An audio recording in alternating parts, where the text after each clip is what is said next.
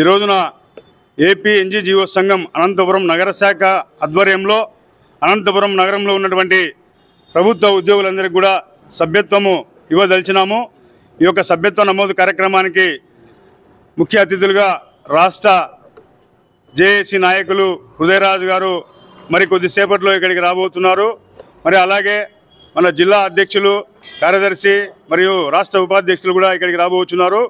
మరి అనంతపురం నగరంలో ఉన్నటువంటి ఏపీ ఎన్జీఓ సంఘం కార్యవర్గ సభ్యులందరూ కూడా పెద్ద ఎత్తున ఇక్కడికి చేరుకోబోతున్నారు।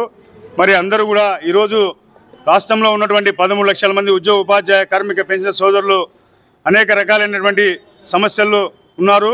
ఆ సమస్యలన్నింటికీ పరిష్కారం చూపే దిశగా మా రాష్ట్ర నాయకులు కామ్రేడ్ విద్యాసాగర్ గారు, రాష్ట్ర అధ్యక్షులు ఏపీ ఎన్జీఓ సంఘం, అలాగే నూతనంగా ఏపీ జేఏసీ చైర్మన్గా కూడా కామ్రేడ్ విద్యాసాగర్ గారు బాధ్యతలు తీసుకున్నారు।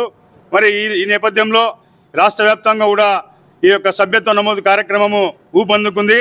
ఈ తరుణంలో అనంతపురం జిల్లాలో కూడా తప్పకుండా పెద్ద ఎత్తున ఈ యొక్క సభ్యత్వ కార్యక్రమము చేస్తాము।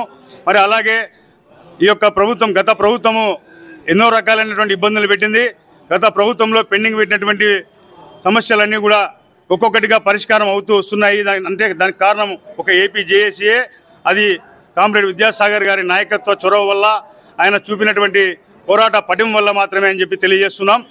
అలాగే ఈ ప్రభుత్వం కూడా వెంటనే మాకు రావాల్సినటువంటి పెండింగ్లో ఉన్నటువంటి 4 డిఏలు, అలాగే ఐఆర్ను వెంటనే ప్రకటించాల 30%, మరి అలాగే పెండింగ్లో ఉన్నటువంటి జీపీఎఫ్లు కావచ్చు, ఏపీజీల అమౌంట్లు కావచ్చు, పెన్షన్ సంబంధించినటువంటి గ్రాట్యుటీలు కావచ్చు, పెన్షన్ బకాయిలు కావచ్చు, చాలా ఉన్నాయి। వాటన్నింటికి కూడా ఈ ప్రభుత్వము తప్పకుండా కూడా ఒక మంచి మార్గం సూచిస్తుందని చెప్పి తెలియజేస్తున్నాం।